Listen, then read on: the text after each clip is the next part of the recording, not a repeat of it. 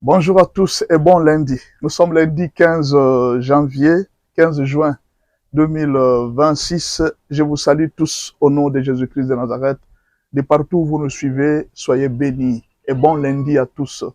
Aujourd'hui, nous allons parler de 5 plans qu'on avait fait contre Félix Tshisekedi pour le contrôler définitivement. Il y a 5 plans qu'on avait fait pour contrôler Félix définitivement, afin qu'il ne s'échappe pas. C'était une grande prison, une très grande prison. Et Félix n'avait pas la chance de s'échapper. Et la question qu'il faut se poser, comment Félix s'est échappé de ce plan? Dieu est merveilleux, mes frères. À l'occasion de son anniversaire, je profite encore pour dire merci à Dieu de ce qu'il a fait en lui donnant la victoire sur tous les 5 plans qu'on avait fait contre lui. Le premier plan, ce plan s'était passé lors des accords FCC-Cash. Ils avaient dit, bon, la meilleure façon de contraindre Félix à ne pas dépasser les bornes, c'était d'agir à travers le Parlement. D'agir à travers le Parlement. Pendant ce temps, Janine Mabunda était présidente de l'Assemblée nationale et Tambwe Mamba était président du Sénat. Mais alors, il fallait trouver une raison de haute trahison. Et quelle était la raison de haute trahison? Il fallait la chercher par tous les moyens. Mais alors, si on trouvait une raison de haute trahison, on devrait déchoir Félix. Pendant que Kabila était à Kingakati, tout devrait se faire. Kabila contrôlait les généraux, il contrôlait toute l'armée, il contrôlait tout le monde. Tout le point clé de l'armée était dans les mains de Kabila. Il contrôlait tout. Imaginez aujourd'hui, même après le départ de Kabila, on a découvert que les gens comme Chiwewe était le chef de la garde présidentielle. Le numéro 1 de la garde du président, Chiwewe. Mais il était commandé par Kabila. Tous les grands généraux était commandé par Kabila. Donc Kabila avait une force terrible. Félix Tshisekedi ne pouvait pas échapper à cette force. Le premier plan, c'était d'utiliser l'Assemblée nationale, l'armée et le Sénat pour accuser Félix de haute trahison. Le premier plan est tombé. Le jour où Félix a appris ce que Kabila était en train de faire, Félix était très déçu. Il était très déçu. Il a renversé la première tendance. La première tendance qu'il a renversée, c'était de saisir toute la majorité qui donnait la force à Joseph Kabila. Il a pris ça, il a renversé, il a dit aux gens, soit vous choisissez Kabila, soit vous me choisissez moi. La majorité de tous ceux qui étaient avec Kabila l'ont quitté. Pourquoi? Il y avait des guéguerres dans la Kabylie. Il y avait beaucoup d'injustices dans la Kabylie. Beaucoup de partis ne s'étaient pas retrouvés. Pendant que Félix avait fait le gouvernement, plusieurs partis politiques ne s'étaient pas retrouvés. Ils s'étaient partagés le pouvoir, surtout entre les gens du PPRD, qui étaient devenus de plus en plus arrogants, pensant que le pouvoir leur appartenait. C'est ainsi que les gens comme Bahati, Mende et les autres ont dit non, non.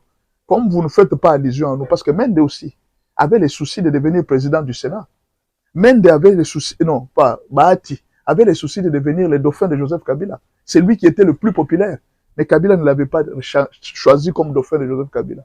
Mais Bahati pensait devenir président. Et alors, il y avait beaucoup de frustration au sein de quoi? De FCC. Il y avait beaucoup de frustration. Fonds commun pourquoi encore, j'ai oublié. Alors, ces frustrations s'étaient transformées en avantage de Félix Tshisekedi. Le jour où Félix Tshisekedi change la tendance, il dit tout celui qui veut marcher avec moi, qu'il vienne marcher. Il a fait des consultations. Tous les gens du FCC sont venus. Évidemment, Kabila pouvait aussi envoyer des gens pour aller écouter, espionner, savoir de quoi Félix était en train de parler. Mais arrivé en dernière minute, la première tendance avait changé. Félix avait la majorité qu'il n'avait jamais eu par les élections. Il l'a eu par adhésion. Les gens ont adhéré à sa vision. On ne va pas dire qu'il a volé, qu'il a triché. Non, il n'a pas triché. Y a-t-il une loi qui empêche à un député de changer? Je ne sais pas. Si les députés changent de camp, qu'est-ce que vous allez faire? Y a-t-il une loi qui l'interdit à continuer à être député? C'était la première victoire de Félix Tshisekedi sur le premier plan.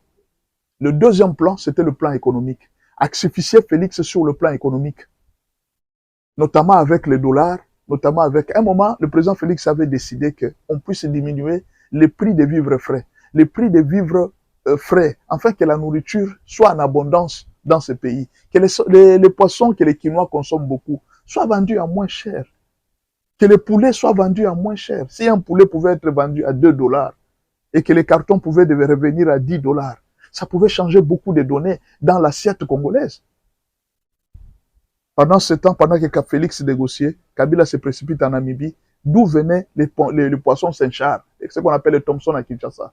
Kabila se précipite en Namibie pour aller couper les portes. Et pendant ce temps, Moïse est en train de négocier avec la Zambie pour que la Zambie ne produise plus la farine de maïs, afin qu'il y ait la famine. Et la notion de la famine a commencé à... Oh non, au Kassai, les gens meurent de faim, et tout ça. Tout ça pour pousser que la population haïsse Félix. Il y avait un problème de dollars, les dollars qui commençaient à grimper. Kabila l'a laissé à 20. Les dollars a grimpé, c'est arrivé même jusqu'à 28. La population commençait à s'énerver, l'économie du Congo commençait à basculer. En fait, Kabila, dans son projet, il savait qu'un jour où je quitterai le pouvoir, j'aurai toute l'économie congolaise entre mes mains. Je pourrais gérer n'importe quelle autorité. C'est la politique que les Juifs ont aux États-Unis. Ce sont eux qui fixent la politique américaine. Pourquoi? Parce qu'ils sont très riches. Ce sont eux qui financent la campagne. Ce sont eux qui font tout. Cette politique, Kabila voulait aussi l'avoir, afin de savoir. Alors, ce combat aussi, heureusement, Félix a eu de très bons conseillers. On a essayé de diminuer les taux de dollars. On l'a maintenu à 23. Et jusqu'aujourd'hui, le dollar est maintenu à 23 pendant plus d'une année ou 2 ans. Le dollar est toujours à ce taux-là. C'est déjà une grande victoire économique. Et les choses, la stabilité des prix, s'est vue dans les marchés. Oh, les transports ne montaient plus. Il n'y avait plus de désordre dans les transports et les choses commençaient à bien aller. La deuxième victoire, les combats économiques avaient échoué. Le troisième combat, c'était le combat militaire. Ils savaient qu'ils avaient tout. Ils avaient les services de renseignement, ils avaient tous les services. Les gens qui achetaient des armes étaient des gens de Kabila. Les gens qui commandaient l'armée étaient des gens de Kabila. Et alors, Félix n'avait pas la chance de vaincre dans cette armée-là. Il devrait composer avec. Parce que tu vas changer les présidents de la garde républicaine qui est soumis à Kabila. Tu vas les changer comment pour mettre qui? Et tout le monde a commencé à condamner Félix. Pendant que les soldats allaient en guerre, ils vont soulever M23. Le M23 s'est levé. Tout ça pour contraindre Félix à se soumettre à Joseph Kabila. À se soumettre à Kagame. Les M23 ont commencé. Le M23 ont commencé avec les menaces. Nous allons arriver jusqu'à Kinshasa. Au fait, les soucis, ce n'était pas d'arriver à Kinshasa. Les soucis, c'était de faire soumettre Félix Tshisekedi, qu'il accepte les négociations. Et quelles négociations? Qu'il libère Mwanga Tchouchou. Et que Mwanga Tchouchou continue avec l'usine de coltan, la vente de coltan. Parce que c'est la vente qui donnait la richesse à l'Union européenne et au Rwanda et à tous ces gens qui étaient là. C'était une très bonne affaire, le coltan congolais. Mais alors, il fallait qu'on libère Mwanga Tchouchou, qu'il continue sa mission. On a envoyé même Sarkozy à Félix pour qu'il puisse libérer Mwanga Tchouchou. Félix a refusé, il dit non, je ne les libère pas, il est en prison. Alors les M23 ont commencé à attaquer, ils ont commencé à tuer. Kabila n'en revenait pas, Félix a résisté. Jusqu'à ce que, non, Kagame n'en revenait pas. Jusqu'à ce que finalement, Kagame a dit non, on va prendre Goma. On prend Goma, on prend Bukavu, comme ça on va voir ce qu'il va faire. Il va négocier. Félix a dit, même si vous prenez Goma, même si vous prenez Bukavu, même si vous arrivez, vous prenez Lubumbashi, je ne négocierai pas avec vous. Ils ont été obligés maintenant de doubler les efforts. Quand Kagame a vu que non, ça n'allait pas, il a appelé Kabila, il dit non, tu dois m'aider. Tu dois m'aider dans ces combats. Et Kabila a été obligé de créer l'AFC de Nanga. Quand Kabila a créé l'AFC de Nanga, c'était pour aider Kagame dans les combats. Il dit non, il faut qu'on puisse congoliser les Congos, parce que beaucoup de gens pensent que ce sont des Rwandais qui agressent. Comme cette connotation n'est pas bonne, cherchez-moi des Congolais qui peuvent travailler sous ton pouvoir, et comme ça on va les manipuler. Kabila a dit oui, il n'y a pas de problème, je contrôle l'armée, je contrôle tout ça, nous allons contraindre Félix, il va fléchir. Mais alors nous pouvons même tenter un coup d'État à partir de l'intérieur. Ce qui fait que la chaîne de commandement des militaires a fait tuer beaucoup de nos soldats. Les jeunes sont partis à cause des politiciens, à cause de leur plan macabre qu'ils avaient pour soumettre Félix Tshisekedi. Félix Tshisekedi a dit non. C'est pourquoi Nanga a déclaré un jour, il dit, Félix attend combien de personnes mourir pour qu'il puisse négocier. Félix a dit non, même si vous allez tuer tous les Congolais. Et heureusement que les Congolais ont ouvert les yeux. Ils ont compris beaucoup de choses. Ils disent non, monsieur le président, même s'il faut qu'on nous tue tous, nous n'accepterons plus la soumission de Nanga. L'équation devenait très difficile. Très difficile. Mais là, qu'est-ce qu'ils pouvaient faire?